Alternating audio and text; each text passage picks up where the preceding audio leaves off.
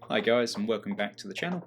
So today we're going to be talking about the crazy world of scale in the miniature wargaming hobby. So most of us, when we hear scale, we think of 28mm, 15mm, etc. But then you've also got the fractions, so 1 to 76, 1 to 252, etc. That's just the miniatures themselves. You've then also got the scale of your scenery. So does a house represent a house? Does it represent a farmstead, a town? And how does that interact with your miniatures? And then we've got the next range, or scale, which is the ranges of the weapon systems. So again, are we looking for historically accurate representations of the firearms? In which case you're going to need quite large tables. Or are we looking to drum it all down and shrink it into a much smaller area where we lose the realism, but perhaps we have more playability? So that's what we're going to be talking about today. And part one, we're going to be going over the minis themselves. So first we're going to talk about miniature scale, and you obviously have the larger scales. So larger scales are 28mm and above, in my opinion. So that's going to be 28mm, 32, 54 and larger. That's what these chaps are. So that's your typical Space Marine, Lord of the Rings figures, and most of the, so like the Perry miniatures are 28mm as well. So they've got their perks and they've also got their cons. So they have much higher detail and are great for precision painting. They're also good for skirmish games where you've got 30 to 50 minis per side being played at a sort of 1-to-1 scale, so one man represents one man. But the main downsides, as I see it, are the time and the cost to build the miniatures. So I mean, Space Marines are quite expensive now. I'm not sure what they're up to, but I'll have to double check, but I'm thinking up towards $50 for a box of 10, whereas when I was younger they used to be about 15 to 20. So it has gone up quite considerably. So that's one of the downsides.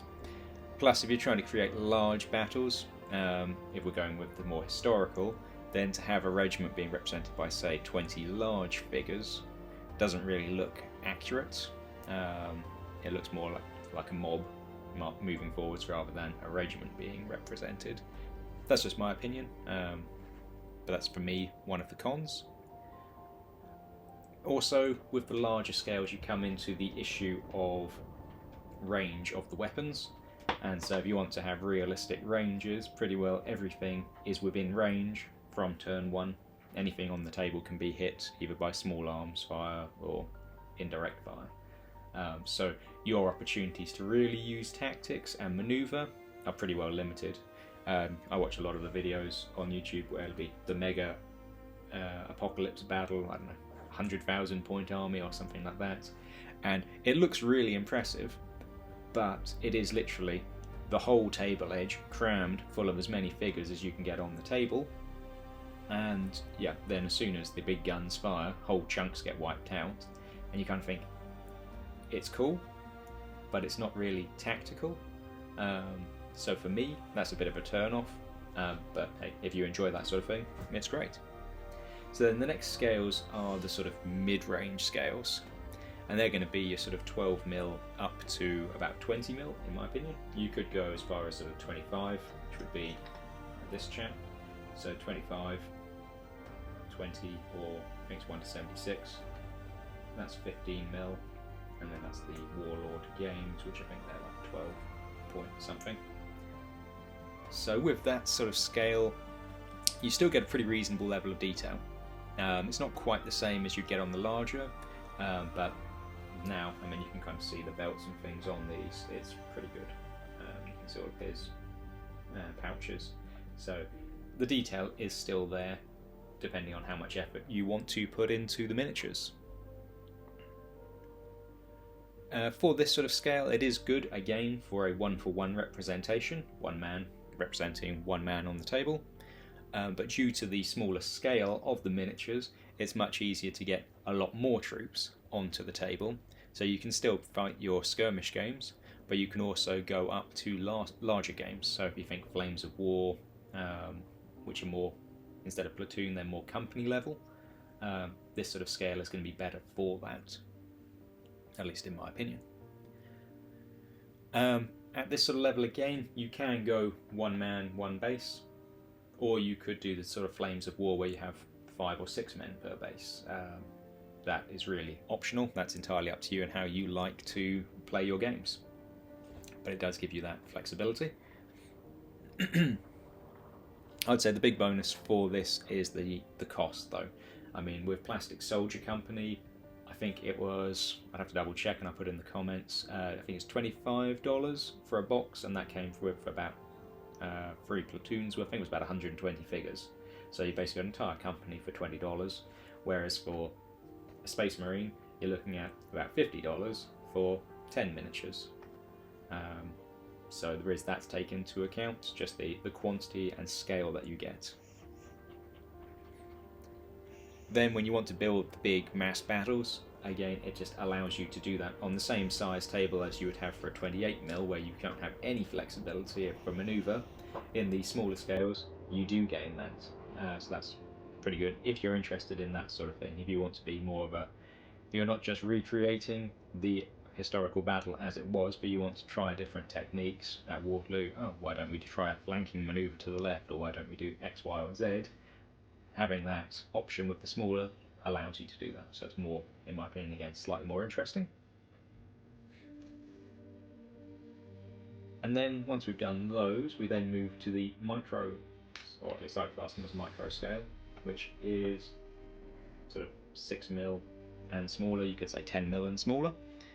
And again, these have pretty well the same perks as the medium scale, but they have the least amount of detail. So you can see on them, you can kind of see a few belts and things have been painted in, and from a distance you can tell that they're redcoats, they're British, white trousers, Peninsular War.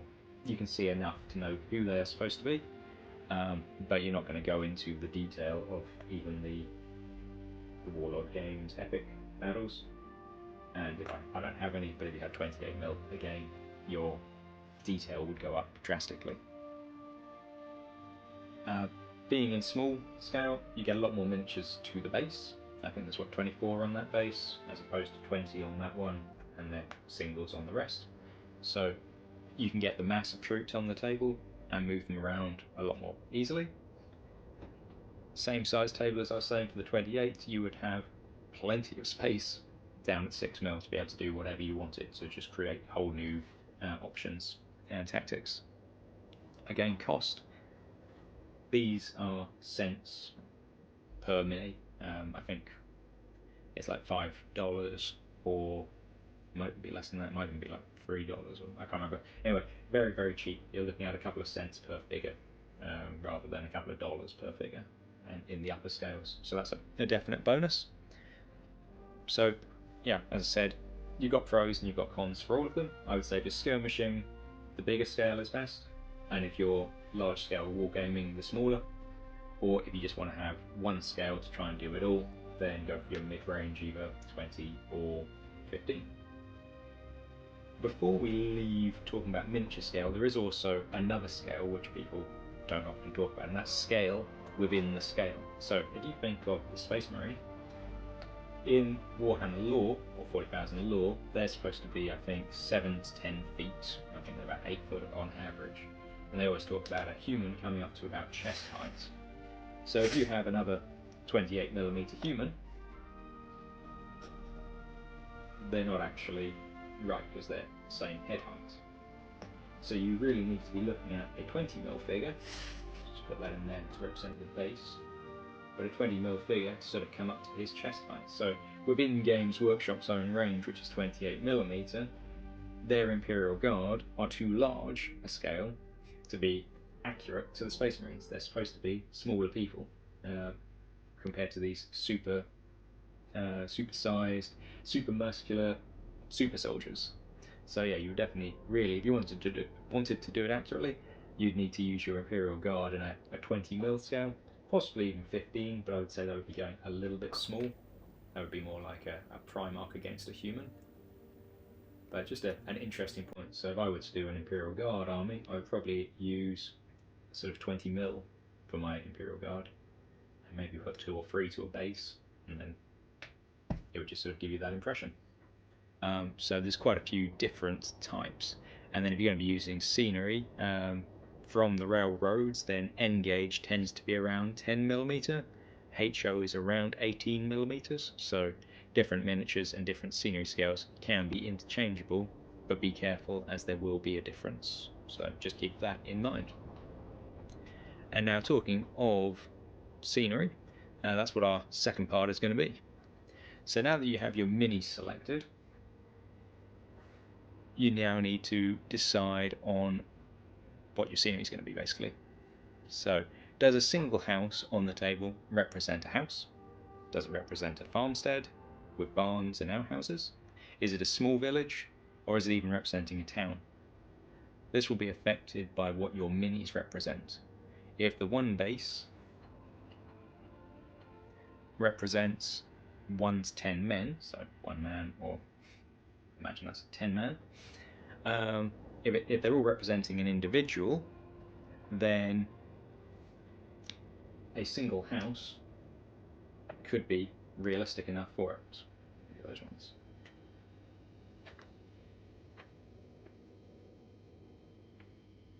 However, if the base is representing more, so if that's a company's worth of infantry instead of 24, they're not going to have, that house isn't going to be to scale, that house is going to be too big now.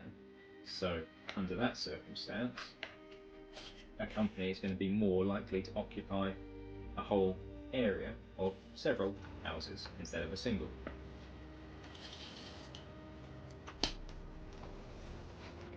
And if he's representing 1 man, or even 10 men, that house might be a little bit small, but you could still leave it on the table and it could represent a house, although you probably want to go 1 scale up, which would be more to that sort of size. Or even sort of barn, take the roof off and then the minis can go inside. But again, if you're talking, say, the Warlord miniatures, if that's representation of a company, then is a company going to be able to occupy a barn? And that's going to be too many men. It's definitely going to be too many men for a small house, but that would be a different scale entirely.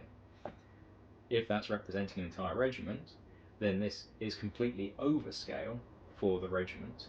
Under that circumstances, if this is a regiment, realistically, because of the fact that you're not going to fit them into the building, that's actually a better representation for it, on both the sort of square footage that it's taking up, but also the number of troops who would be able to use it is a lot less. Possibly even more, you'd need something again like that for your regiment to be occupying that area. So there's quite a few nuances just within scenery itself. Are you talking about a man stood up against the door and that being the right scale, or stood up against the door and that being correct? Or are we talking about 1 man representing 1, or 1 man representing 10? There's so many different aspects of the hobby that you've got to take into mind, so it's very fascinating and interesting.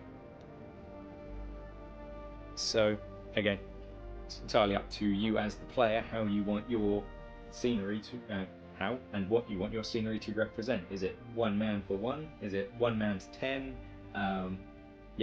Really interesting subject which you can go on for hours about. But that's about all I have on that subject for now. So the next aspect that we've got to look at is range, both in marching speed but also in the range of the weapons themselves. Again, it depends on how intently and detailed you want to get in your games, but I think it's worth just touching on it because it's quite an interesting subject. So if we were to just use, we're going to use 6mm just as our base for this.